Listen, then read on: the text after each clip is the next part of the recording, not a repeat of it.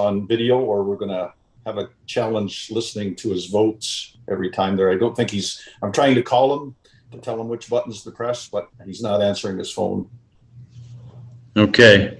On video, or we're going to have a... Mr. Pizzo, if you could unmute yourself and start your video in the lower left-hand corner.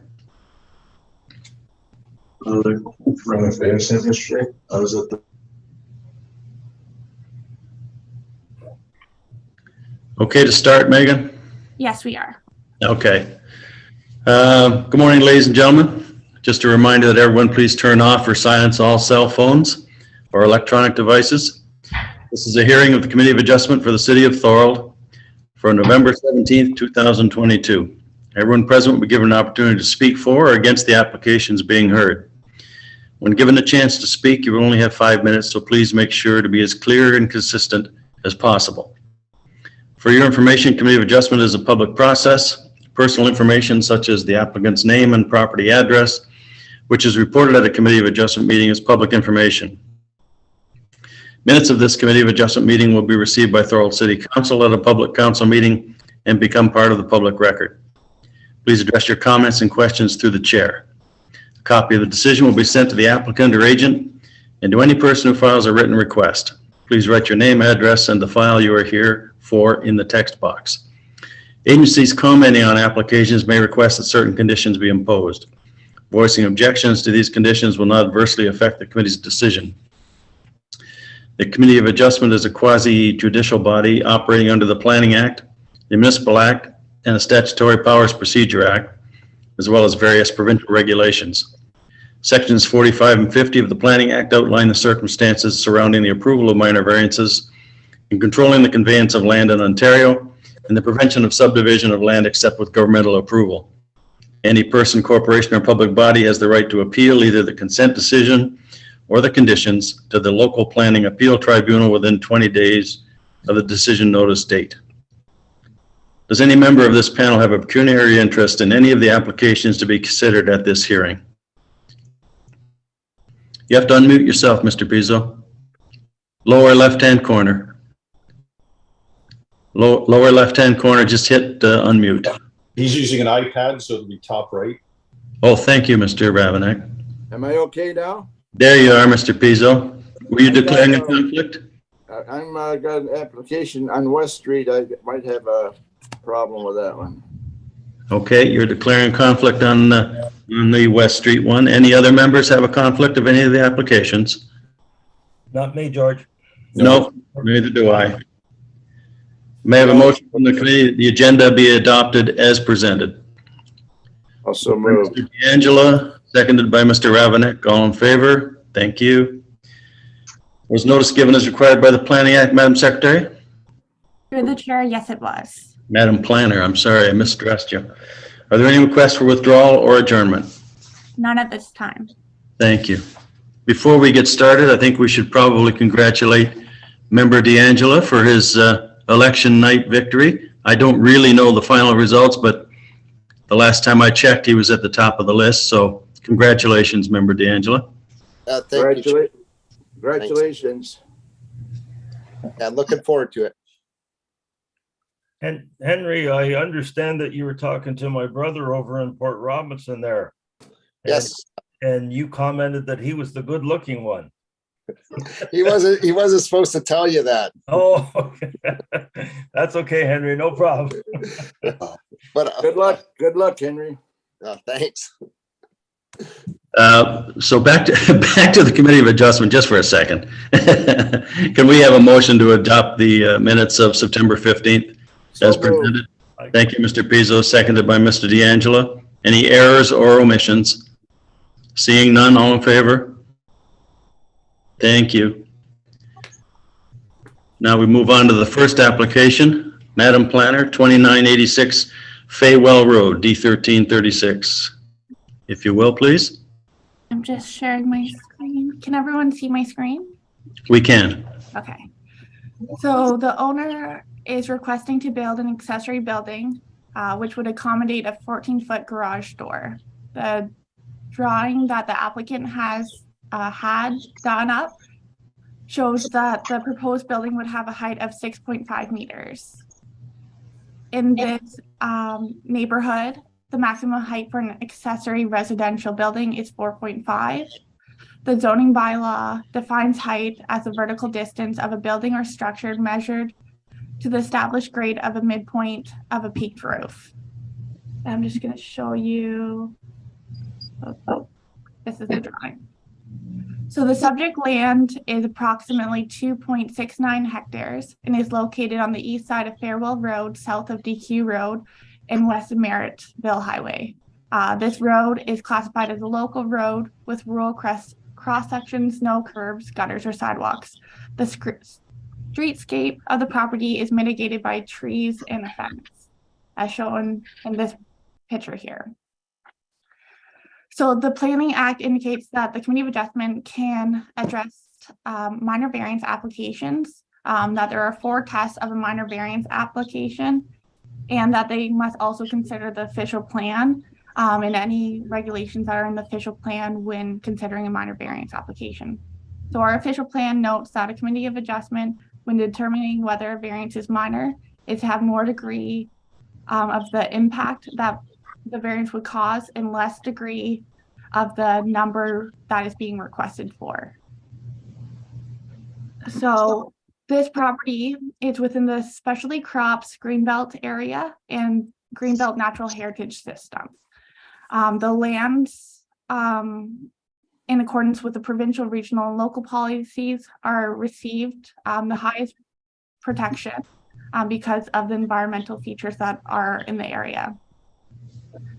The single detached dwelling and residential accessory use are permitted. However, the Greenbelt in our official plan notes that non-resident or non-agricultural uses are to be mitigated when possible.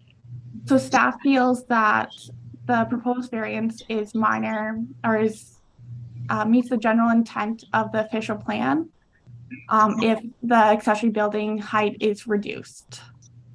So the zoning bylaw also indicates that it's a specialty crop area and that accessory buildings are to be not used for commercial or employment uses and are to be minor compared to the primary use of the lot. So again, that this accessory building is considered to meet the general intent of the zoning bylaw if the height is mitigated so that the future use of the building can't be used for commercial or employment uses. And that is not to the same degree as the residents on the property. It is appropriate for the subject property, especially with the condition that staff have included, which notes that no living space, plumbing fixtures, or bedrooms are permitted in the structure. This is a requirement of the Niagara region and within the Greenbelt plan.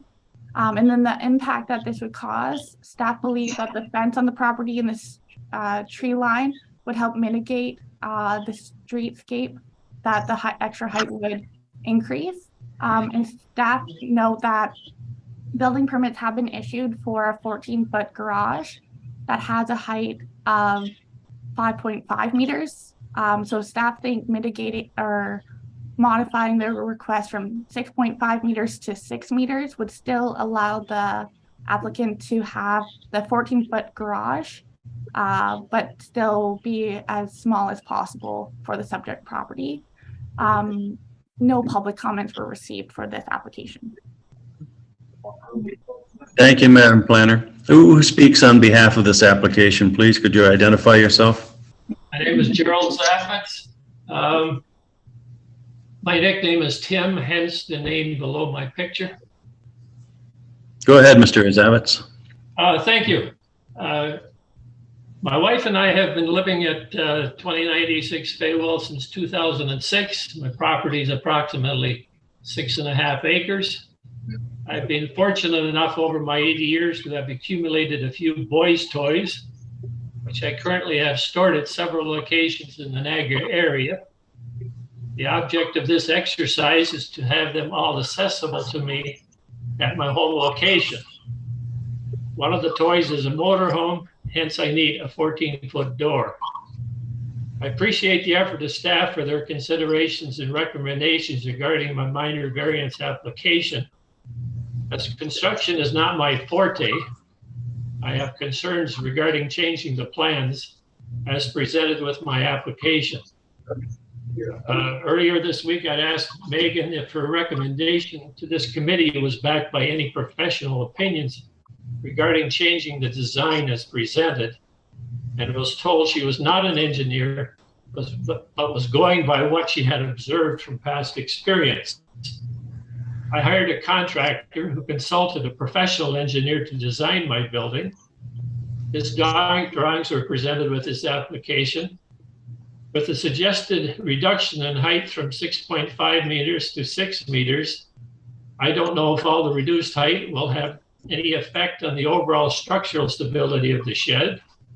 And also, will I need to get a revised set of drawings from an engineer to answer this question and to proceed with a building permit? In order to keep the footprint of this shed as small as possible, I had hoped to install vehicle lifts, whereby you could put one vehicle on a lift, raise it to a secured height, and then have the opportunity to store a second vehicle under the raised vehicle. Also, I have considered storage racking to hold smaller collectibles. I understand this racking comes in 8-foot high sections, and I was hoping to install these sections too high. I don't know if that will still be possible with a reduced interior height. I have been led to believe that the most convenient and efficient way of installing a 14-foot door is by employing a 17-foot ceiling, which I will not have using the current recommendations presented by staff. Additionally, across the road, my neighbor, might say my only neighbor. Excuse me, Mr. Zavitz. Mr. Edmonds, could you mute your microphone, please? Sorry about that. Go ahead, Mr. Zavitz. All right, my neighbor across the street, he built his home inside of the inside of the old Stoke Seeds barn that was relocated to that location from Martindale Pond. This barn is at least 40 feet to the top of the cupola, significantly higher than what I am asking for. With these thoughts in mind, I would appreciate it if this committee would consider granting my application using the measurements from the drawings as originally submitted, that is, with an overall height of 6.5 meters. Thank you. Thank you, Mr. Zavitz. Madam Planner, would you like to respond? Not at this time. It doesn't. Okay. Need staff. Members, do you have questions or comments? Seeing none. Are there members of the public that wish to speak to this application? Seeing none. Back to the committee members. Yes, I'll make a motion that. Mr. Ravenak, go ahead, please. Yeah, I'll make a motion that D1336 2022 be approved. I'll second that And what about the conditions, Mr. Mover, Mr. Seconder? with conditions. Yes, with the conditions noted. So the 6 meter height instead of 6.5? Oh, okay, hang on. You're gonna have to bear with me. There's That's so okay. many else that it's a circus here trying to find all the reports. I can put the recommendation on the screen. That'd be helpful, Ms. Bergebeck. Thank you. Mr. Chair, if I could just make a comment, I would support the recommendation if it included going back to the original drawing, not with the reduction of height. So your friendly amendment is to change the 6.0 meters to 6.5? That is correct. If the mover will accept that. Yes, I'll accept that. And the seconder's fine with that change? Well, yes, I am. Thank you. Further comments? Questions? Madam Planner, Yes. anything from you? No, not at this time. Thank you. Are we ready for the question then, members? All in favor. I'm sorry? All in favor of the motion? Thank you. There you go, Mr. Zavitz. Good luck to you. Thank you very much. Appreciate it.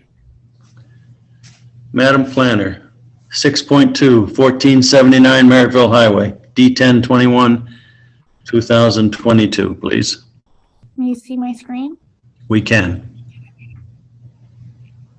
So an application for a minor boundary adjustment in the form of a lot addition has been submitted. The agent of the application has indicated that the need for a minor boundary adjustment is for technical reasons, which would improve the drainage between the two subject properties. The subject property is located at 1479 Merrittville Highway and is about 4.05 hectares in size, and is indicated as part 2 on the screen. So this larger property here. The benefiting property is located north of the subject property at 1495/1499 Merrittville Highway. The property is roughly 0.71 hectares in size. Performing the minor boundary adjustment would increase the benefiting property to 0.77 hectares in size, as the proposed severed land is about 571.5 square meters. So the property is on the west side of Merrittville Highway, north of Port Robinson Road and south of Hurricane Road. Farewell Road is classified as a local road with rural cross sections, no sidewalks, curbs, or gutters. The portion of the property proposed to be severed lies vacant and fallow and is not intended by the current owner to be used as farm, as it is just a lawn property, a lawn portion on the subject property. So the Planning Act indicates that the Committee of Adjustment can approve consent applications, and the Committee of Adjustment is to make the decisions off of provincial, regional, and local policies. So the provincial policy statement indicates that minor boundary adjustments are appropriate for legal and technical reasons, which the the applicant has indicated that this is for, as it will help drainage on the property. This is also indicated in the growth plan, in the Greenbelt also. The Greenbelt also notes that minor boundary adjustments aren't permitted if the minor boundary adjustment goes through environmental features. However, this minor boundary adjustment does not go through environmental features. The regional official plan notes that legal and technical reasons are permitted, and so does our official plan. The property is zoned specialty crop in our zoning bylaw. Neither of the properties meets the minimum required lot area for a specialty crop. However, the Greenbelt notes that lots are not to be redesignated because of their environmental features. Because of that, the consent application conforms to all provincial, regional, and local policies. The agency that has comment is the Niagara region. They have noted that the environmental features setbacks are outside of this area of the proposed minor boundary adjustment. The Niagara Peninsula Conservation Authority did not comment, as the proposed minor boundary adjustment is outside of their features. So we recommend that it be approved subject to 7 conditions. Thank you, Madam Planner. Who speaks on behalf of this application, please? If you could identify yourself. Morning, John LaSalva here, owner of 1499 Merrittville Highway. Could you turn on your video, please, sir, just so we can see? I don't have a video, unfortunately. That's okay. All right. I'm sorry, I didn't get your last name, sir. LaSalva. Okay, Mr. LaSalva, go ahead. The property right now, the picture that you see, basically that's the completed version of it. In order to keep it that way, we need this minor variance. If I had to change it, what happens right now, that's the lowest lying point between the two properties. My septic bed is on my front lawn. If I bring over the distance to my property exactly where the low point would have to be, I'd have to cut a big portion of my septic bed down, which would leave me either a retaining wall or a steep hill where I can't even cut my grass with the tractor. I'd fall off of that. So in order to alleviate issues with myself when I'm cutting the lawn, we came to an agreement to leave it at the lowest lying level. It looks better, and basically I have to buy the land from him, but I agreed to it. We came to a price, and now we're just trying to get it sorted out through the minor variance. Thank you, Mr. DeSalvo. Questions or comments from the committee members? No question. Go ahead, Mr. Jackson. To John, do I understand this right, that what is existing is not going to change then, is that correct? Exactly. What you see basically is just going to be seeded in grass. That's it. I see, thank you. Welcome. Was there any more questions or comments? Mr. D'Angelo. My comment is it's good to see the neighbors working together to deal with a drainage issue. So I'd be more than willing to support the recommendation with the conditions, and I could bring a motion at the appropriate time, Mr. Chair. Thank you, Mr. D'Angelo. Any additional questions or comments? Any questions or comments from the public? Seeing none, Mr. D'Angelo, the stage is yours.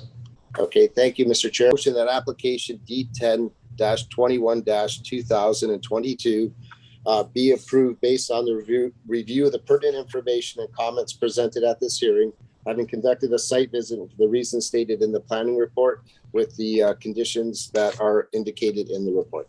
Thank you, Chair. Thank you, Mr. D'Angelo. Can we have a seconder, please? I can second that, John. Thank you, Mr. Jackson. Further questions or comments? Seeing none. All in favor of the motion? Thank you. There you go, Mr. LaSalva. Good luck to you. Thank you very much. Madam Planner. D10-07-2022, 45 Canby Street. At your leisure, please. Can you see my screen? We can.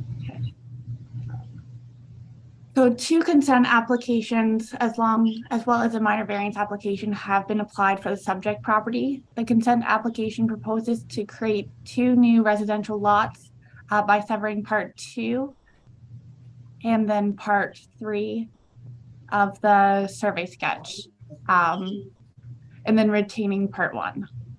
All 3 parts will continue to be used for residential use. The minor variance required is for part 3 on the survey sketch. The minor variance is to permit the creation of a new residential lot with a reduced frontage of 15.24 meters, whereas 18 meters is required. The location is on the south side of Canby Street, east of Kelly Street at the intersection there. Both roads are maintained by the city. Canby Street is a collector road and is a part of the regional bicycle network. Mature trees exist on the subject property, and then the existing dwelling does not appear to be habitable in its current state. During a pre-consultation, there was a request for a heritage impact brief. The permitted for the property because across the street is a designated heritage property. The brief outlined mitigation measures to address the potential indirect impacts of the proposed development in terms of its visualization on the neighborhood. The main mitigation measures that were presented in the brief include that the final design of the proposed dwellings draw from the elements of the designated property across the street, and that the trees be conserved if not possible, replaced with other mature trees. Staff have included a condition that requires the applicant to enter into a development agreement to address these mitigation measures proposed in the heritage impact brief. The region also required a noise and vibration study due to the property's location to a nearby rail track.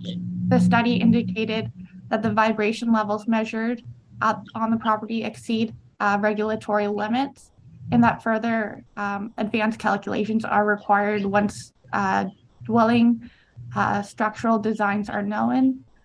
Staff have included a condition that requires the applicant enter into a development agreement to address the recommendations of the noise and vibration study. This is also a requirement of the region that we add that condition. The region requested an archaeological assessment of stage 1 and 2 be done on the property because of archaeological evidence found nearby and because of its proximity to a watercourse. No archaeological resources were found on the property. However, regional staff have noted that they are requesting a condition that an acknowledgement letter from the Ministry of Tourism, Culture and Sports be provided, confirming that all archaeological resources concerns have been met in terms of the licensing and resource conservation requirements. So that is also a condition proposed by staff in this consent application. So in terms of the two different consent applications for this property, and in terms of the regional, provincial, and local policies, the staff feel that the consent applications conform to these policies as this consent is within the settlement areas. The consent is in an area that is serviced by municipal servicing. It is outside of the green belt. It will help support housing. In terms of the regional official plan, the new regional official plan was approved by the Ministry of Municipal Housing November 4th. So this new official plan indicates that the city of Thorold is to accommodate 39,000 people by 2051, and that's an increase of 15,800 people in the next 25 to 30 years. And that's a portion of this increase is to be through infill development. The regional official plan indicates that gentle density and a mix of housing opportunities be implemented that consider the characteristics of the residential neighborhood. For this specific case, with the heritage designation across the property, the conditions presented in this report will help the characteristics of the heritage neighborhood. And then the city's official plan indicates that this area is unique in terms of its heritage value. So we believe that with the conditions, it will support the overall feel of the area. Then there was a neighbor, did provide a comment for this application. They wanted to make sure that the trees on the subject property are maintained. This comment is addressed through the condition of the heritage impact study, where it is the intent to conserve all the trees on the property, and if not, replace the trees if necessary. And then, so with that, the city of Thorold, we believe that it should be approved with the provided recommendations. In addition, the CN Rail provided a comment, which we've addressed in the development agreement. It's related to the noise and vibration study as well. And that's, again, through the development agreement would address CN Rail's comments. Thank you, Madam Planner. Who speaks on behalf of this application, please, if you could identify yourself? It's myself, Mike Emmons. Welcome, Mr. Emmons. Please go ahead. Thank you for hearing our proposal. We agree with everything that staff has listed out for the property and look forward to your comments. Thank you, Mr. Emmons. I like it when it's brief and to the point. Yes. Members, questions, comments to the application? Mr. Chairman, are we talking about the two consents?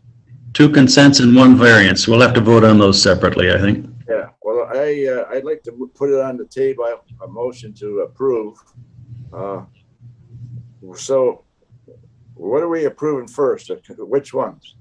D1007, and then the second one is D1008, and then the minor variance is D1335. I'd like to put it on the table as a motion with comments. Are you moving all three, Mr. Pizzo? Yes. Okay, do we have a seconder for all three? I can second that, John. Thank you, Mr. Jackson. But Now John, I do have a question. This is please go ahead. This is to Mike, through you, John, to Mike. I don't know if you can answer this, Mike, but in dividing this property, parts 1 and 2 satisfy the minimum lot area, like far beyond. And yet lot 3, part 3, there has to be a minor variance, which is, in my mind, there's no problem. But wouldn't have been better to move that property line between 1 and 2 and 3 over just under 3 meters so that the minor variance wouldn't have to come into play? Just an interesting part I thought I'd ask you. We just took the advice from our survey people we use on how this would get passed easiest, and that was his recommendation. Oh, okay, Mike. I just wondered. I thought being 1 and 2 is significantly over the minimum, that it might have been easier, but that's fine. That and servicing, I think, was an issue. Thank you. Madam Planner, you were twitching. So staff also support 1 and 2 being larger because they front onto Canby Road, which is more of a heritage area that historically has larger lots. Well, the part 3 is kind of hidden on Kelly Street, which is a dead end road. So its impacts are a lot smaller than the other 2. So keeping part 1 and 2 as large as possible also conforms with the heritage impact brief.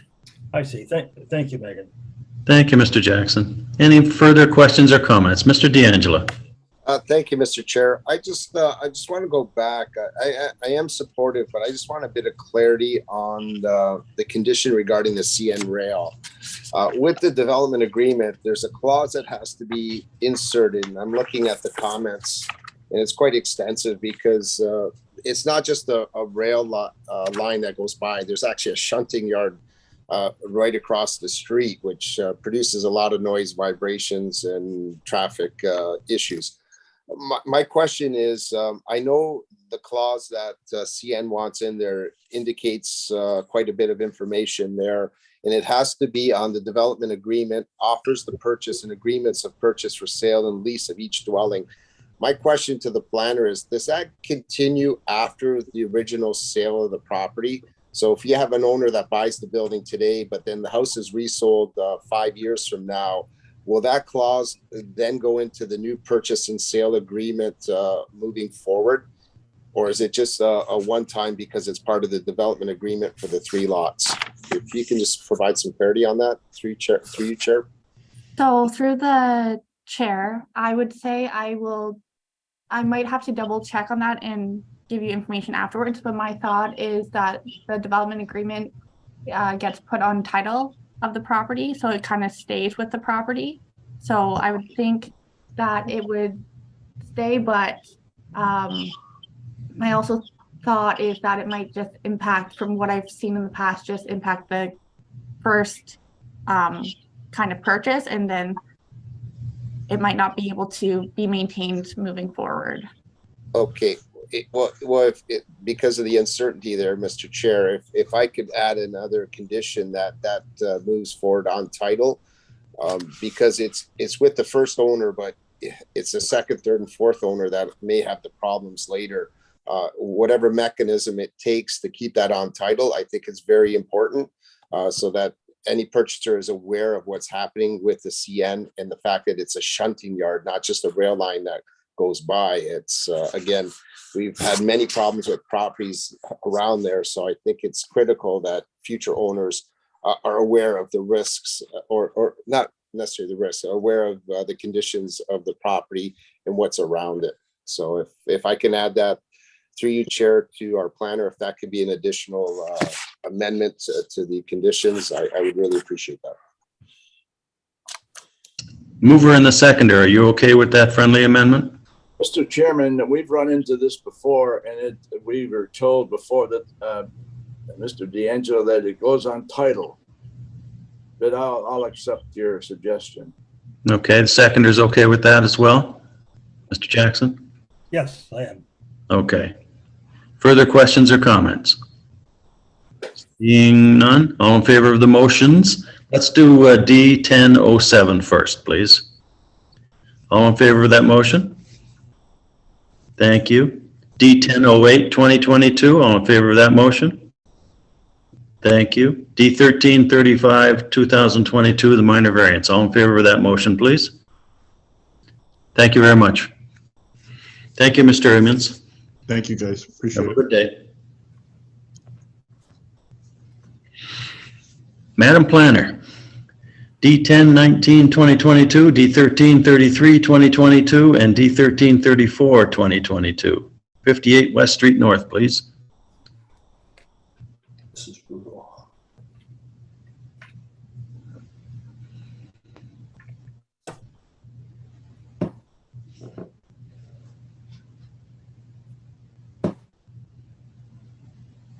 So this is the survey of the property. I'm just going to take it off the screen in a second so I can do an overview. But part one, so basically the proposed use is to have the existing house demolished, where part one and part two would install 2 new single detached dwellings on the property. And instead of the existing property faces West Street, the new 2 properties would face Water Street.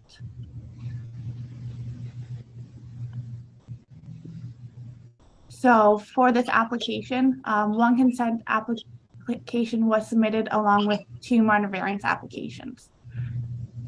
The minor variance applications each ask for a minimum lot area, lot frontage, rear yard setback, and front yard setback reduction. Part lot 1 asks for an exterior side yard setback reduction. Going through the provincial, regional, and local official plan amendments, this area is within the settlement area, and it's also part of the community improvement area. This area is supposed to have intensification and allow for infill development.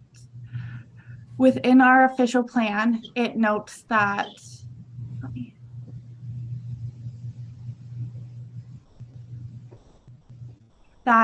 approximately 15% of the projected housing growth, which is 300 residential dwellings, be done through infill, not through subdivision. So this application helps to support that. In terms of the minor variance applications, so I'm just going to share my screen again. The official plan allows for residential use. Both of these applications are proposing residential use on the property. The zoning bylaw permits single detached dwellings, which is being proposed on the property. In terms of them being appropriate for the properties, it's going from residential and staying residential, and going from single detached dwelling and staying single detached dwelling. And when looking at impact for minor, so when considering the reduction in the front yard setback, what can be kind of figured out is the existing setback to Water Street is about 3.14 meters, which is around the same as that is what is being done right now. In addition to that 3.14 meters, there is an additional 2.7 meters of a boulevard. And then this front yard setback ask is not for the full front yard of the 2 properties. So let me zoom in here. So it's only for about half of the size of the front yards, because they bounce back for the garage in the driveway to fit a single to fit a car on the driveway and then a car in the garage. So that front yard setback ask is only for half of it, and it's the same setback that the existing house has on the property. And then in terms of the side yard setback,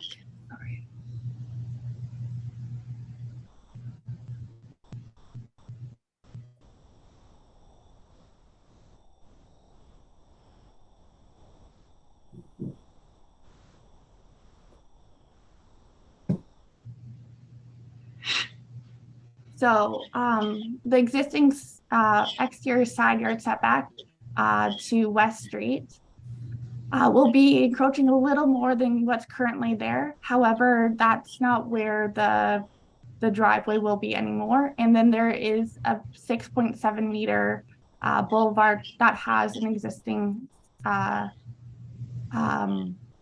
sidewalk on it. So while it's encroaching, it's not encroaching that much more than what currently is there. And then there is a 6.752 meter boulevard that makes the house even further away from the road.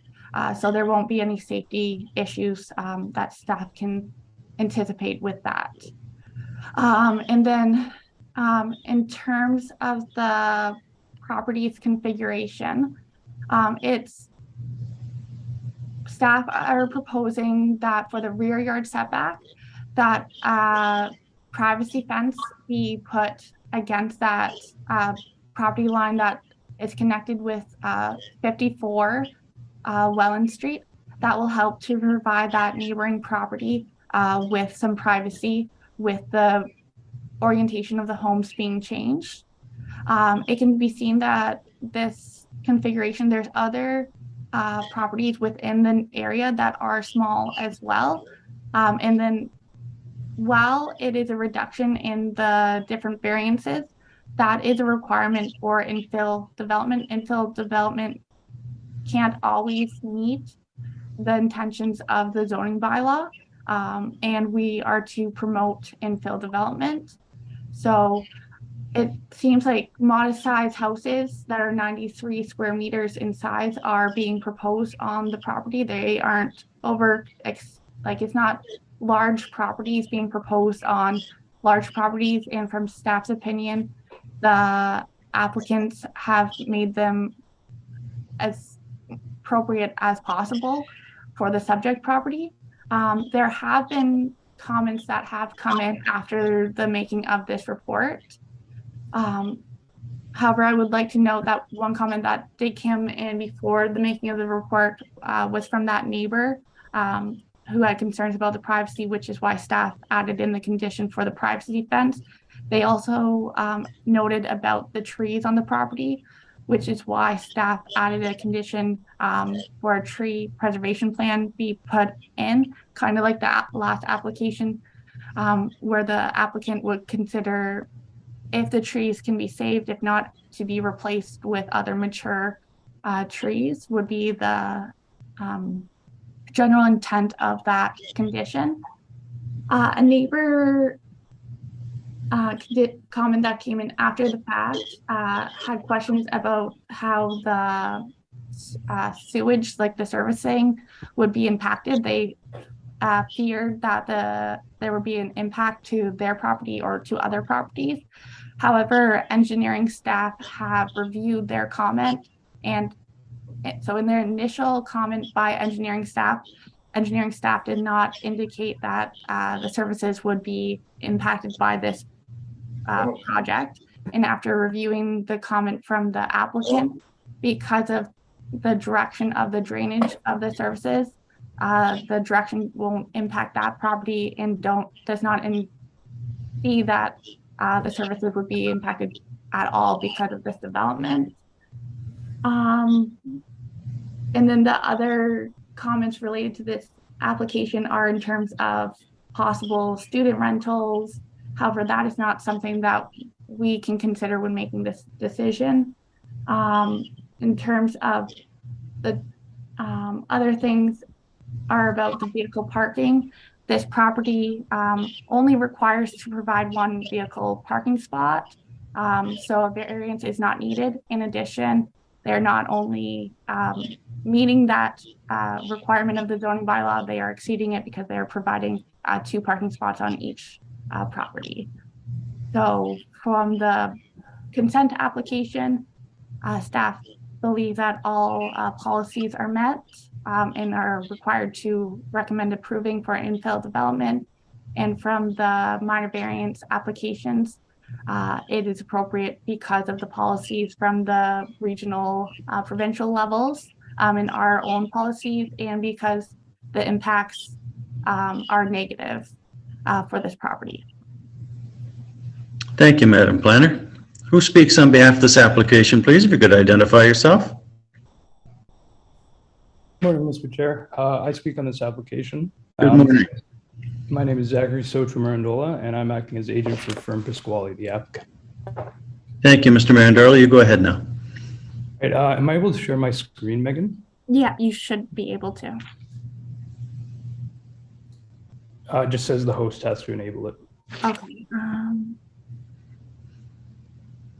Are we all enjoying these Zoom calls?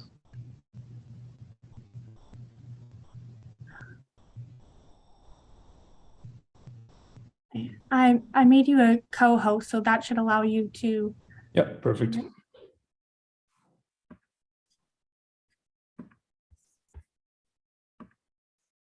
Can everyone see that there? Yes, we can. Thank you. Perfect. All right, so I'm going to start by kind of providing a little more context to the project and the vision of what my client's trying to, attempt and get through here. And then I'll go in and I'll talk briefly about the minor variance. I'll just add some stuff to Megan's comments, but I think she covered a good majority of it. Thank you. Go ahead. So this is the current property. It's a single detached dwelling bungalow with a detached garage and a single width driveway. Currently it faces West Street. The proposal looks to actually have the new properties facing on Water Street. And so that would be on this side here. So to give you just the overview of the property from an overhead, it's the larger side of the current parcel that backs onto or that fronts onto Water Street. And it would be filling in the current driveway on West Street and then creating two new buildings facing onto Water Street. So you guys have seen the Severn sketch here in the planning report. So as you see, it's a little bit larger on the exterior side to meet those setback requirements.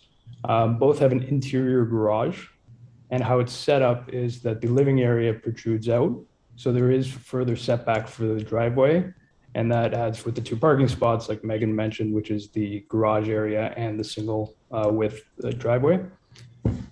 So my client here, this wasn't just, hey, let's, sever the lot and see, what we can put on here. There's been, a lot of conversations with architects and trying to design what comes down to, a better family home and to better utilize this land.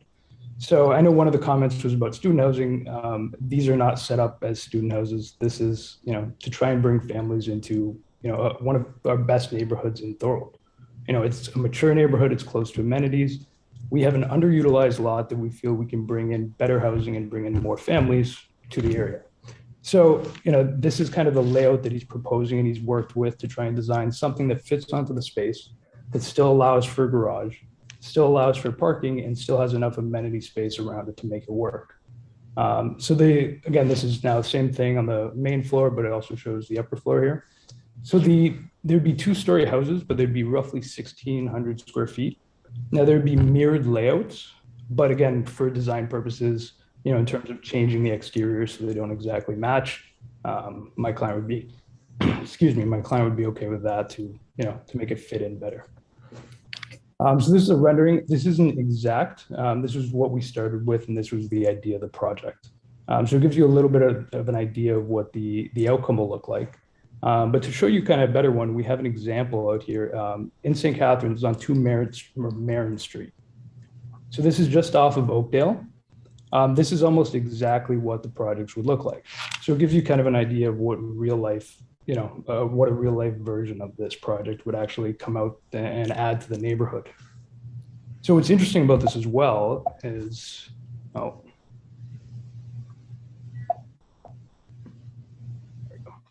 so this is a lot that it's situated on. It's 197 square meters, which is smaller than both of what we're proposing. So what this tells us is this project or this type of property does actually fit and work on smaller lots. And that's part of the design elements that go in to be able to add a 3-bedroom, 2-story home, give it enough so a family can actually move in and make it more affordable. And that's the whole purpose of infill development. And that's why the province is mandating these things. And that's why they're trying to push legislation to encourage these things. We also have a mandate from our official plan to bring more infill development. And I think this project is a great example of something that can help bring that in the area. So, Megan touched on the minor variances that are required to have this pass. So I'll just kind of go over briefly anything that I can add to her comments. But in going there, I think this is really important. So this is from the City of Thorold official plan. So in terms of making the determination of whether a variance is minor, it specifically states to have more regard for the actual impact rather than the number. So some of these numbers, if we look at it, look more than minor. But when we actually dive into this specific property and some of the factors playing here, there isn't much impact to the surrounding area and to the neighborhood and to the adjacent properties that actually would make an impact. So in terms of the front yard setback, like Megan talked about, the garage is set back further.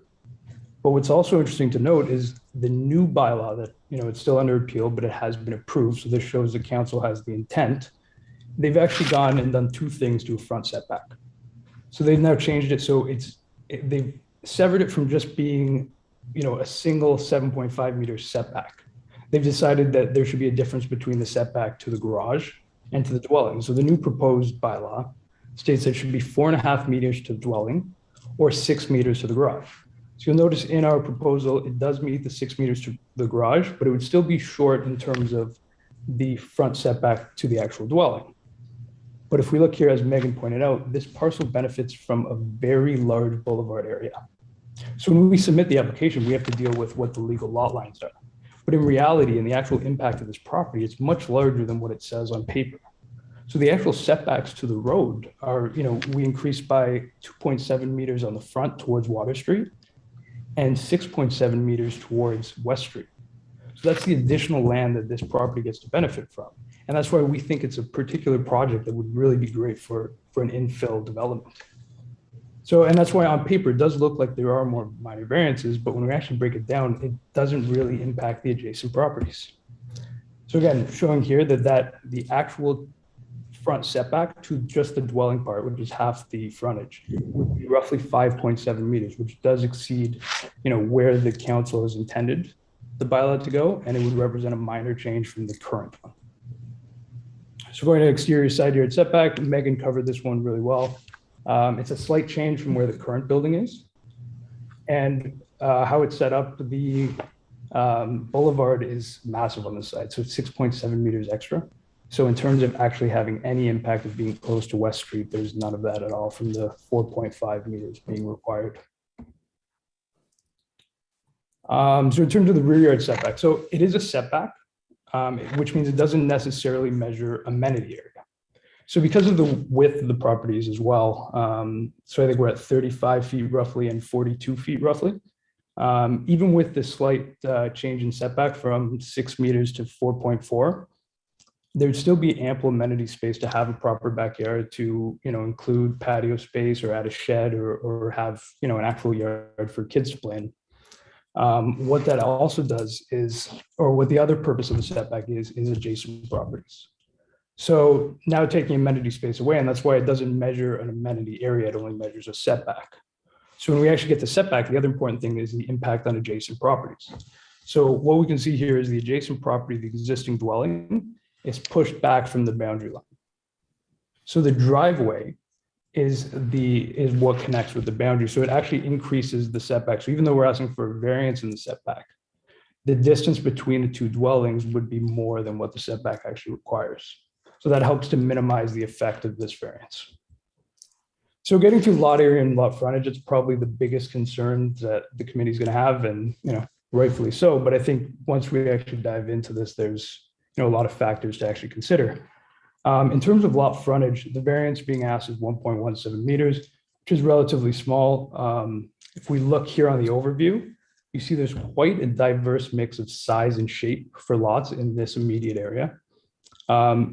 Even more interesting, there's 28 properties on Water Street and West Street North alone with lot frontages under 11 meters. So this is very common for the area. So getting to actual lot area, Megan did point this out, but to be specific, 32 Water Street and 22 Water Street, which are literally across the street from the proposed lands, have single detached dwellings and have lot areas of 207 square meters and 184 square meters. So these are much smaller than the proposals. They don't benefit from large boulevards.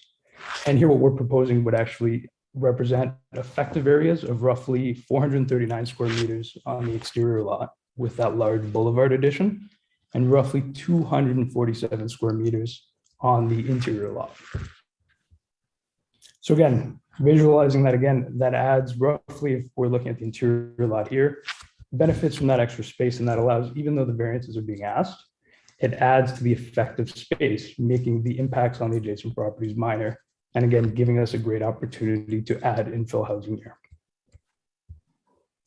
So in terms of lot area comparables, within 1 kilometer, there are 22 properties that have single detached dwellings on them that are less than 250 square meters. 11 of them are less than 218 square meters, which is where our variance currently sits. And again, most of these don't benefit from any additional boulevard area. So wrapping this all up, we think that development represents a great opportunity for smart development of underutilized land. It leverages the corner lot situation and it leverages the surrounding boulevard. So it's a unique property that, again, on the face of it, looks like it's asking for a lot with the minor variances.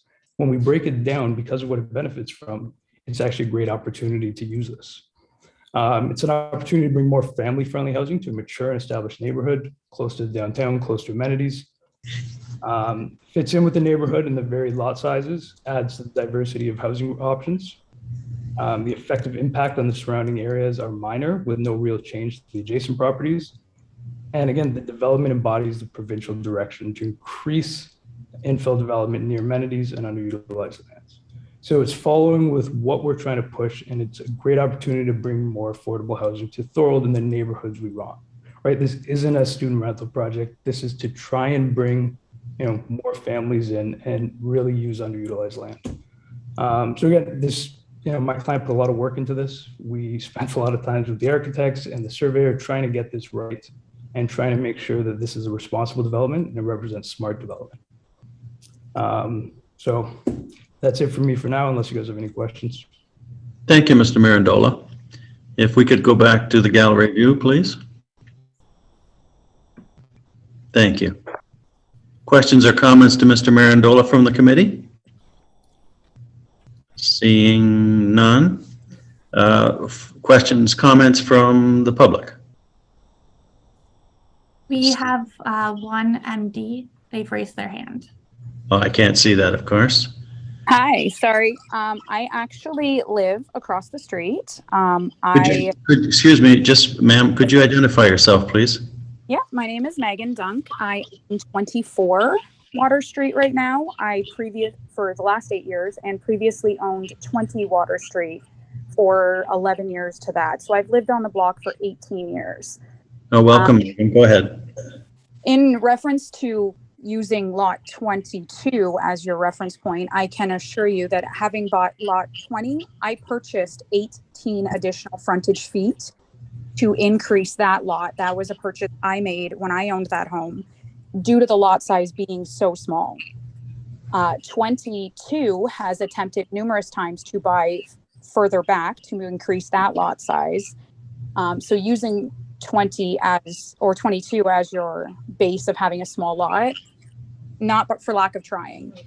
I am concerned with moving the current dwelling closer to a stop sign that is frequently never stopped at. We have a lot of time and visual issues with that stop sign. Having cars parked in the driveway that would create a harder time to see a stop sign, as Water does not have the stop sign, West does. Also, the building of the homes and size of the street when you're getting to the point of building the home number 2 is going to cause a lot of issues with the driveways that you have on Water Street that would need to be able to fit down the street.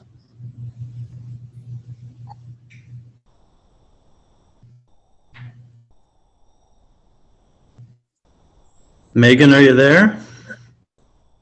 Yeah, I'm still here, but I mean, those are the concerns that I would have with the building materials, how long it's going to take, how long we're going to be in a construction zone. And for the size of the streets, we have a no parking on that block of Water. So those are our concerns regarding the building of those dwellings. Thank you. Thank you very much for your time. Madam Planner, would you like to address any of those comments at this time? Not at this time. Thank you. Mr. Mirandola, anything from you? Yeah, I can address them briefly. The driveway situation, I agree there is no parking on that side, but that's why we created a development that exceeded the parking requirements, adding garage and adding driveway. In terms of the length of construction, that's not something we can control, but if we want to add more affordable housing, we do need to construct. but I also think that's outside the scope of what this hearing is for. Yes. In terms of the stop sign, I know the city has asked for the 4.5 by 4.5 meter triangle to ensure that there's no issue on visibility.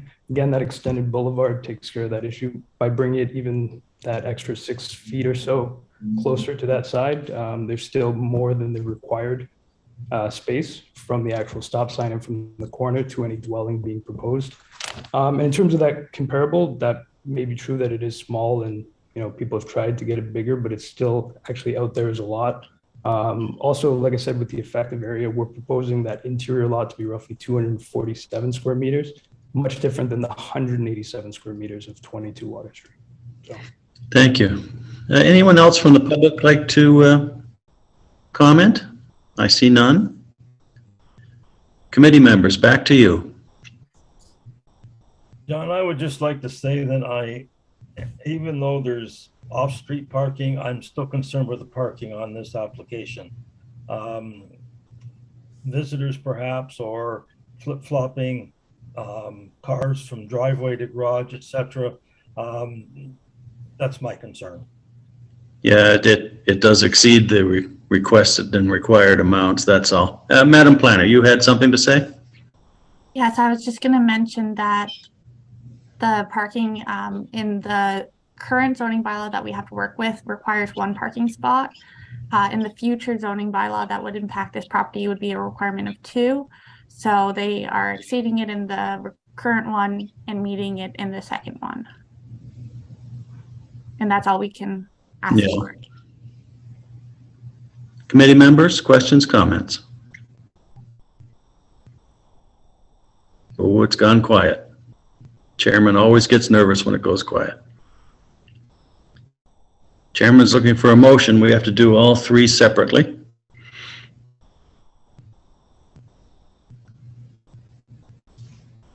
Come on, committee members, earn your 70.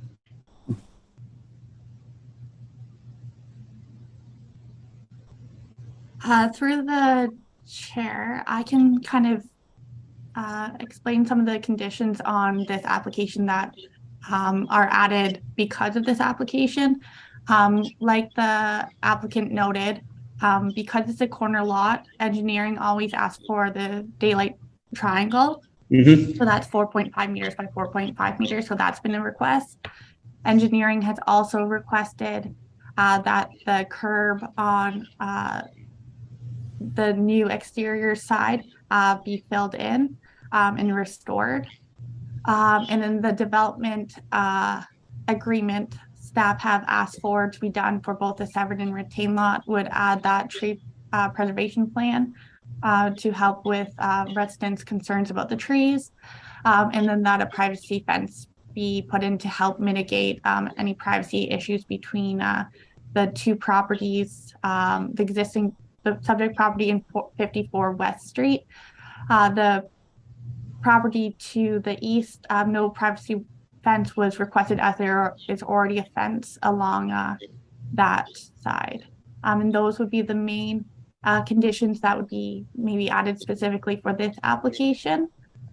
And then if we want to deal with the consent first and then talk about the minor variances after that, that could be an option.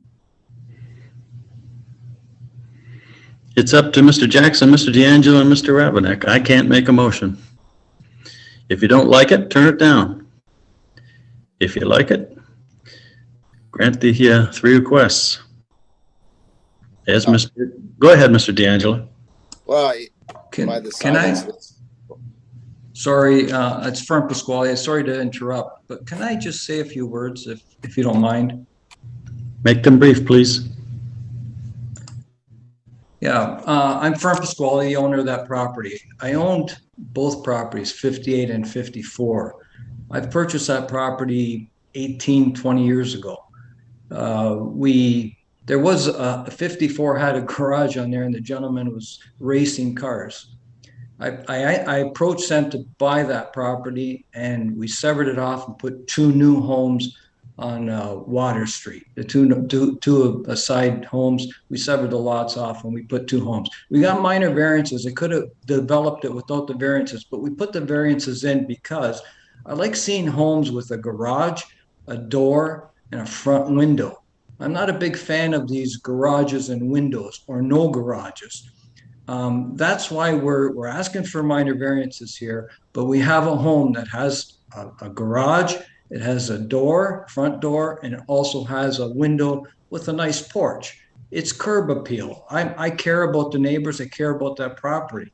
I've had ownership for 20 years. I've had ownership of other properties in Thorold and Niagara region. I'm glad that proposal came in from the city staff that I provide a fence. That was going to be done anyways. I know it's the setback in the backyard is a little tight for us, and I was going to provide that fence. So that fence isn't a problem. The other reason we put that property on Water Street, and I did ask staff, the sidewalks, which they're going to put in, will be on the north side. They're going to continue them down Water Street on the north side, not on the south side. So there will never be a sidewalk in front of those properties. So I will be able to maintain that driveway with one car and the garage with another. I'm here to provide any information or any questions you have. I've done this a number of times. We've spent a lot of time, 20 years to develop this. It's not just a fly-by-night. We're going to take ownership of those properties. I've had student rentals. It's not going to be student rental. There was a concern. We had student rentals, and I've never, ever had a problem in the city of Thorold or elsewhere with any of my properties about maintaining them. I'm in the area. I'm here. I'm not a fly-by investor who wants to make a fast dollar and scat. I think, the staff, the development, I've brought on the professionals. I've paid for professionals. We spend a lot of time coming up with a plan. My son owned that house on 2 Marin Street, and from when I saw it, I saw a fit there for 54 West Street. It's a nice home. It's a 2-story. It has a garage, and it has 3 bedrooms. I'm adding one more home, which is near the city of Thorold, the downtown core, which is what I think we want to do. So thank you, Mr. That's all I have to say. Thank you. Thank you for your time. Thank you. Mr. D'Angelo, I believe you had the floor. Well, I was just going to comment that there's a lot of silence, so that usually means that it's not being supported, but nobody ever wants to make a motion. So I'm going to put a motion on the floor and see where it goes. I won't be supporting the project at this point in time. That's the motion I'm throwing out there. I don't know if there's a seconder. Is this all 3 applications, Mr. D'Angelo? Would you like to do them completely separately? Would you like to do the consent first? It's your call. It's your motion. Well, it's I know the planner is going to ask me why I'm not supporting it. I don't think it's minor in nature. So if you want to have the consent form to split the property, but then come up with different designs, yeah, you can do them all 3 or individually. It doesn't matter to me. There's no seconder yet, so I don't even know if this is going anywhere. Madam Planner. I would suggest that they're done separately. I'd also suggest that the minor isn't a part of the consent application. That can't be a reason for consent.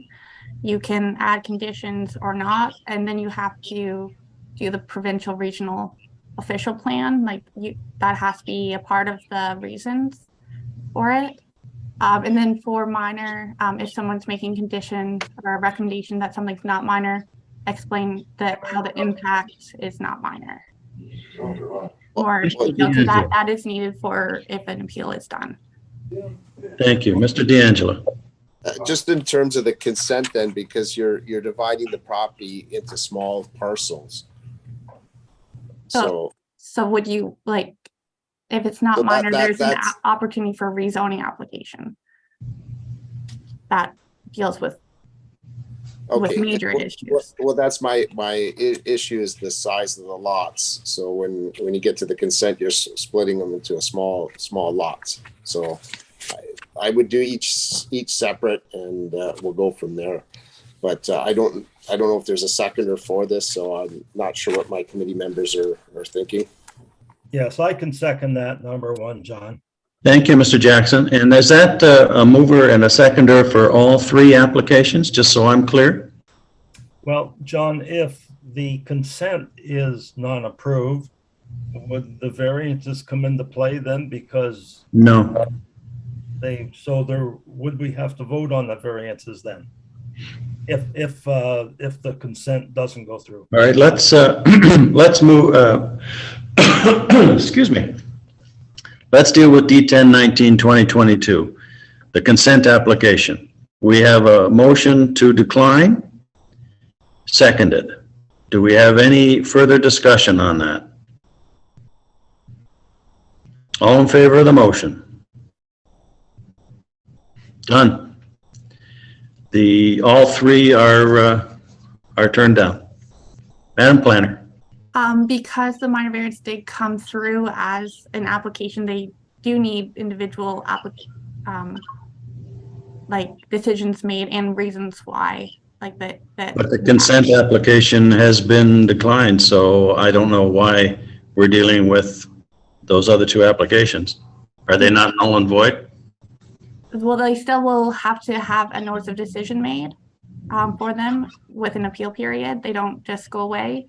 So just for logistics, I would request that the minor variances just explain why it was indicated that they were not minor, but we need, so for background on previous applications that have not been approved by the Committee of Adjustment, your explanation is needed, because if staff support something, then the lawyers will have to find another planner to try and find another planner that supports your thoughts. But if not, if information isn't given, then they have trouble finding that planner. And if they don't find a planner, then no planner represents you at the appeal. I think we'll move forward if the mover and seconder are fine with declining the two minor variances. We'll clean up that as far as paperwork. I don't really understand, since the consent was declined, why I think it just removes the other two. But anyway, let's deal with those two. Are the mover and seconder okay with not granting the two minor variances, just as far as paperwork and perhaps some reasons? That is correct, Chair. In my comment, because I know the planner was looking for it, I don't feel that the variances are minor in nature, the lot size coverage specifically. Yes, if one of the four determinations are spoken against, then that's all four are gone. So is that fine with the seconder as well, Mr. Jackson? It is, John. Thank you very much. So D1333-2022, all in favor of the motion to not grant that application? Thank you. D1334-2022, all those in favor of the motion to not grant that application? Thank you. Mr. Marandola, the motions down the road are in your court, sir. I appreciate your time this morning. Yep, thank you. As we move on to 98 Welland Street North, D10-06-2022, D1337-2022, and D1338-2022. Madam Planner, welcome back, Mr. Pizzo. Thank you, John. So I just have the sketch on the screen right now. I'll take it down afterwards. But so part one will be the severed lot. Part two is the retained lot, where the current dwelling will be remained. It's not proposed to be demolished. So part one is to be severed with a dwelling proposed that's in line with the existing single detached dwelling.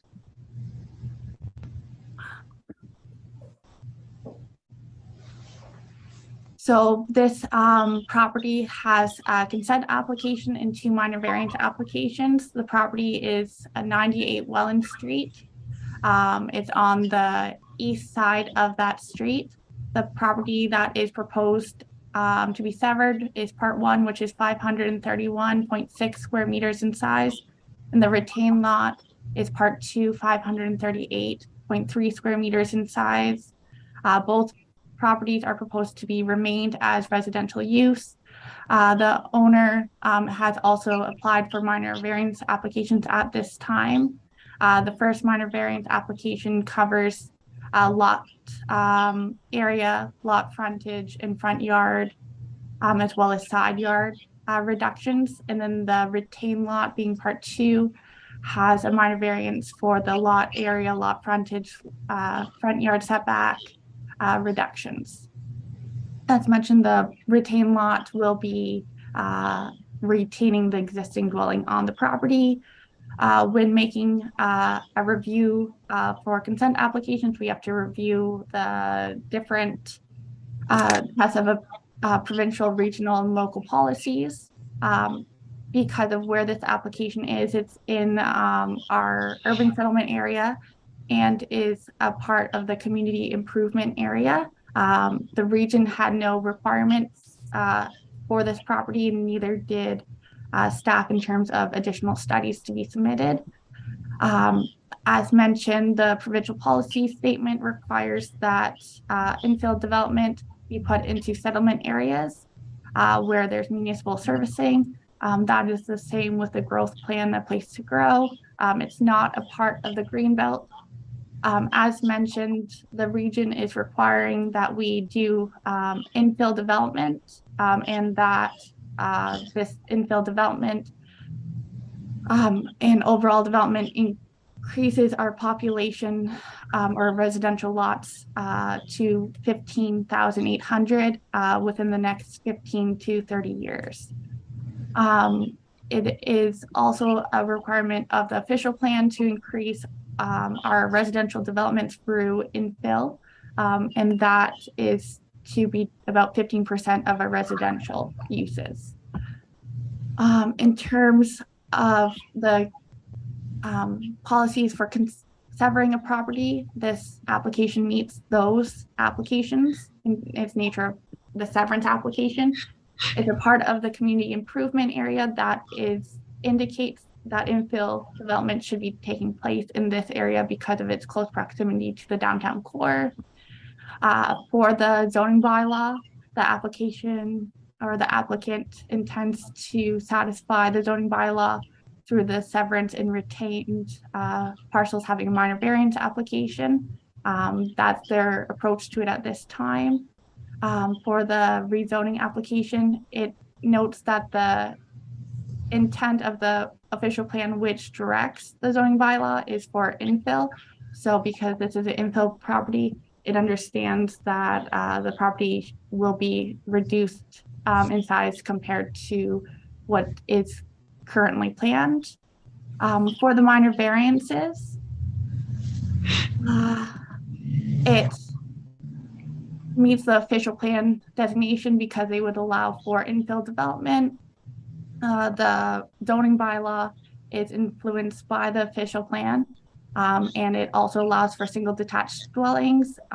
Within the residential use, both lots are proposing single detached dwellings.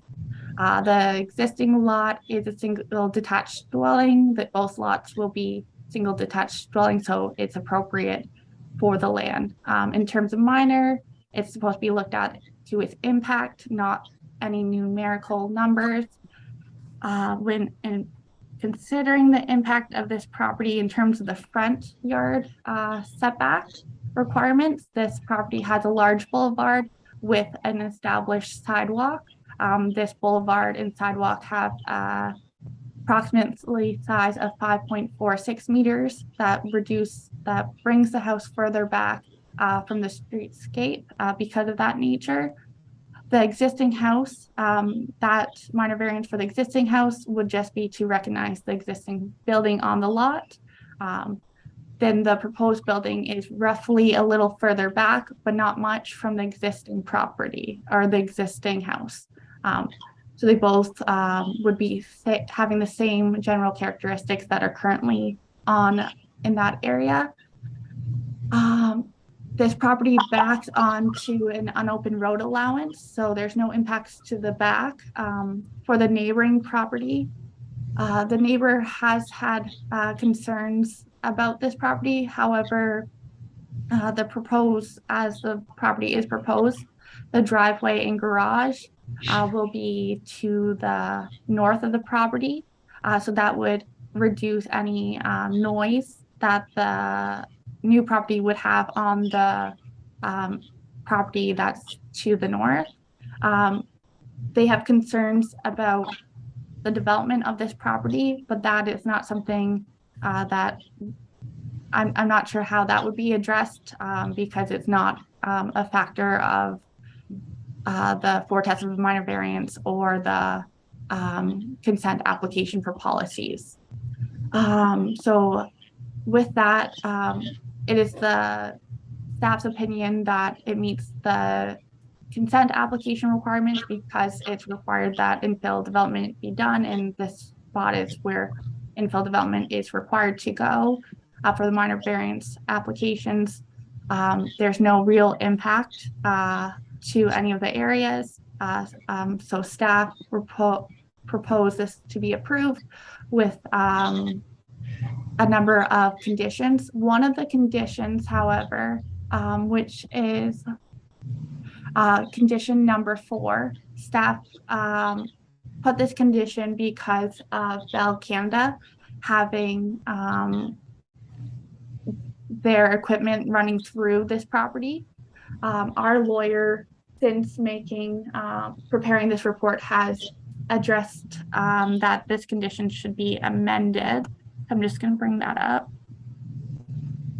So number 4, as I wrote, because Bell Canada didn't really provide a specific wording. So I had originally wrote it as that the owner provide a lawyer's undertaking to the satisfaction of the city solicitor that a blanket easement be placed over the lands or a specific easement of measured 3 meters wide and a minimum of 1 meter past any installation as can be in accordance with address comments from Bell Canada. So our recommendation from the lawyer was that the lawyer's undertaking isn't needed. We can just write that the blanket easement or that the specific measurements be required. So not a lawyer's undertaking, but just the fact that an easement is needed. So basically just that is fine. The lawyer's undertaking isn't appropriate for this condition. Thank you, Madam Planner. The committee members are all clear on that amendment to condition number 4? Good. Who speaks to this application, please? If you could identify yourself. I do. Can you hear me? We can hear you. We can't see you, sir. Yeah, this laptop doesn't have a camera. Sorry. Okay. And your name is Diego? Yes, it is. Okay, go ahead, Diego. Okay, I'm one of the owners of the property, and we're trying to apply for consent. The lot size conforms to my neighbor to the right. They're all similar in size and frontage on that side, and we just plan to build a 2-story dwelling, single-family house. Thank you, Diego. Committee members, questions, comments? Mr. Chairman. Mr. Pizzo. I got a question to the planner. If we turn down a consent, how the hell do you get a minor variance? Are you going back to the previous applications, are you? Well, we got the same problem here. Okay. Madam Planner.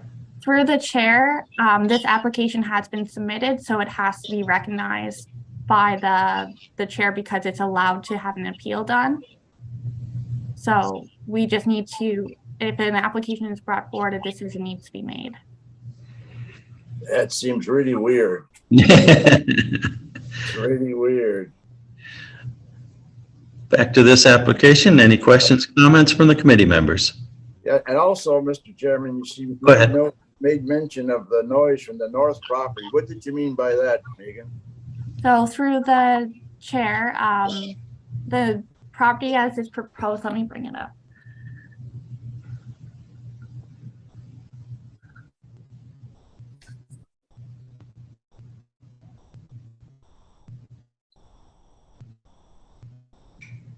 We see it. Yeah, I was just trying to make it bigger. So part 1, which is the house that would be built because part 2 is already built. So there's no impact with this house on the property because it's remaining. Part 1, this house being proposed a driveway, and then there is a proposed garage here.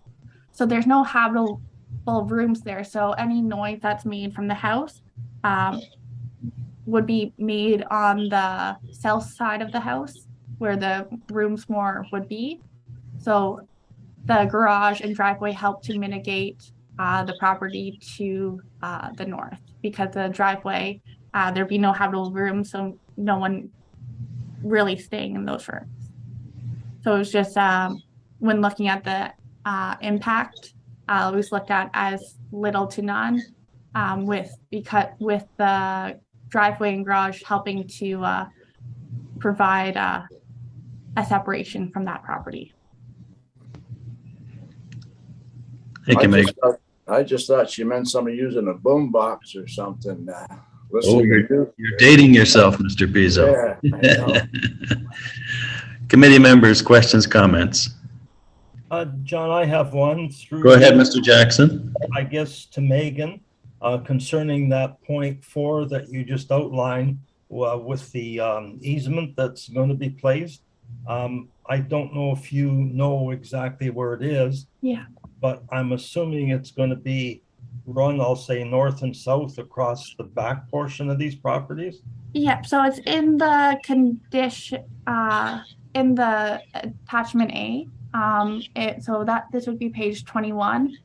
This red line is what Bell Canada gave us of where the easement I see. would be needed. Okay, thank you, Megan. You're welcome. Mr. D'Angelo, I believe you had your hand up. Yeah, I just want a little bit of clarity. So when I'm looking at the sketch that has part 1 and part 2 on it, so the new dwelling is going to have a garage. Am I not just seeing that on the sketch? It's on page 5 of the report. Yeah, so Diego has indicated to me that this property will have a garage. Okay, so it's going to have the 1 parking spot plus a garage? Yeah. Okay. And I guess in terms of, I don't know if this went through pre-consultation, could the house not be set back a little further so that it didn't require a minor variance for the frontage? So if I can take that, if Diego wants to talk afterwards. For this lot, this is part 2, so this requires 3 consents. This is part 1, it requires 4 consents, which are recommended to be approved. However, they could be modified by staff. In this situation, there is ample rear space where if it was to meet the requirements, I would assume that it could be bumped back. However, it is in line with the existing house in the neighboring property, which provides a streetscape nice appearance. So bumping it back, it can be done, whether that's a modification that committee wants for this application, similar to any of these. For the front yard setback for the retained lot, I would say that front yard setback can't be modified because that house is existing. For the severed lot, the house is not built, so the front yard setback could be approved as is, as recommended by staff. It could be modified to a different number, or it could be modified or recommended to be approved with how the zoning bylaw requests it, as it would still fit on the property. And then the side yard setbacks are only proposed for the severed lot. Those side yard setbacks, again, could be approved as is, could be modified, or could be approved, required to meet the zoning bylaw. This would make the house narrower and lose the size of the house, but those are all options for the committee of adjustment. Megan, we appreciate the information, but it always makes me nervous when there's too many adjustments being made. We have an application in front of us. Mr. D'Angelo, go ahead. Well, I just want to speak on the streetscape. I know you mentioned that you want to pull it in line with the other houses, but I'm looking at Google Maps and I'm looking at the area there. all the other houses have a driveway that exceed probably, 3 or 4 parking spots. So if you're going to go and say you want it the same as everyone else, then there should be a smaller house and then a laneway for a driveway. Then it would be consistent with everyone else. But to me, that doesn't make sense, because then you're taking away from the size of the house. But if you move the house back a bit, it may not align up, but at least you're providing the parking, which seems to be the biggest problem in our community. And with this house being built, you are losing on-street parking because you now have another cutout for a driveway, limiting the amount of parking on the street. So we always seem to struggle going back to the parking issue, but I'm not overly concerned that it aligns with the other houses. More that it fits in and doesn't disturb the other houses are more critical to me, because even aligning with the other houses are only single-story homes. This one's going to be a 2-story home, right? So set back a little bit might be even a little better. But that's my comment on that. I'm not sure what the other committee members want to comment on. Madam Planner. So as mentioned, that is a option that you guys could make. It's a modification to a different number, to the number that is in the zoning bylaw. So that is an option that you guys have. Well, Mr. Jackson, go ahead. Sorry, to you, John, or to you through you to Megan. I will absolutely support Henry's suggestion. Again, off-street park or on-street parking is always an issue with these applications. Snow removal, I think, is the biggest thing. So I would really support being able to move that building back and provide more parking. So, How much are we moving this building back if these proposals are taken, Madam Planner? What are we talking about? So through the chair, that would be to you, if you're making a motion. If you got to the point of making the motion regarding the first minor variance, which this property would be. So on page 3 of the planning report, the recommendation from staff, you can kind of see that each variance is broken down. So this one, it says to approve. However, you can make a motion to modify and approve front yard setback of so-and-so amount. So the requirement for this setback from the planning zoning bylaw that we have to use is 7.5 meters. The request being made by the applicant is 5.48 meters. So if you wanted to modify it to any number between there, I would not support you modifying it to an amount more than the zoning bylaw. But you could, I'd say, modify it up to 7.5 meters. / just not approve that. So 7 feet, give or take. Yeah, so 7.5 meters is, did I write it down? And again, there is a boulevard with this as well. Yeah. So 7.5 meters is 24.6 feet, so over 24 and a half feet. And the requested? The requested is 5.48, which in terms of feet goes to about 18 feet. Okay, so give or take 7 feet. Diego, would you like to comment on these suggestions? Yes.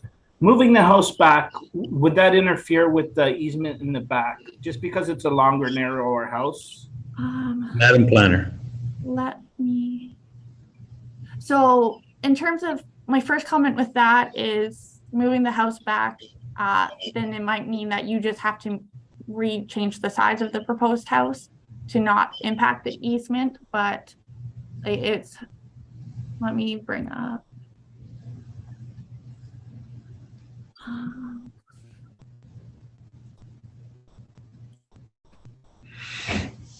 Mr. Chairman, while she's drafting up, go ahead. are we allowed to make a change? Well, I get nervous about this level of change. We have an application in front of us.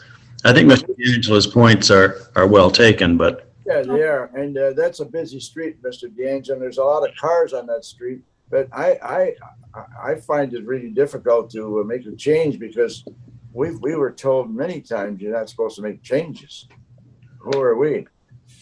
So through the chair, I have the survey up. So this is what the existing rear accessory proposed building looks like. And then going down to the easement, it is quite a far ways back from the existing house. It would obviously bring the proposed house closer to the easement, but I would assume that it'd be over the easement. And that would be for the applicant to redesign if necessary. And through the chair, in terms of modifying, you have absolutely the ability to modify. If you have one issue, you can definitely modify if that makes it in line with how you feel see fit. So, Mr. Chairman, she's saying that the planner's saying that we can modify? Yes. Yes, that is a change since you and I started on this. But it is allowed now. I just get, that's a dramatic change. And is it going to make any difference? 7 feet's not going to be much of a car, I don't think. Mr. Chairman, I'm going to make a motion that we accept this as it is with the consent, with the minor variances and the consents and the comments, and I put it on the table because we get a little silly here now. Do we have a seconder for that motion? I can second that, John. Mr. Jackson? So that motion and seconder is for all 3 applications. Is it? Do I understand that? Yes, Mr. Chairman, yes. Thank you very much. Mr. D'Angelo, comment. Yeah. I don't think we're getting silly here. I think we're just trying to address issues that will impact the local residents. My only concern is if we can move it back, we can move it back. I'm pretty content with the other ones, especially with the current house. I know the setback is forward, but it's got a laneway for a driveway that goes back, and you could fit numerous cars, which is consistent with what is there in the rest of the streetscape. I don't want to turn something down just because we have a chance to change. I know it's not a huge change, but it puts me in an awkward position. I was hoping that the mover would just move it back to 7.5. The owner seems to be wanting to work with that to facilitate it, and it doesn't impact the Bell easement. Why wouldn't we want to try to move it back and help the parking situation? But that's Chairman. Mr. Revenek, then Mr. Peason. Mr. Revenek? Yeah, I would agree with Mr. D'Angelo on this point that if we're able to make that amendment to push it back a bit, because I agree with him about the parking on the streets, and that retained portion does have the long laneway for parking in the back. So I'm agreeing with Mr. D'Angelo. So you and Mr. D'Angelo are suggesting go right back to what the bylaw says, 7.5. 7.5, yes. So give or take 7 feet. Is that going to give us another parking spot? It's hard to tell. It may create the second parking spot because the first one might not have been big enough. It might have only been a car and a half. Now you're going to get 2 cars. Fair point. Now we have a motion on the floor. Mr. Chairman, I don't mind amending.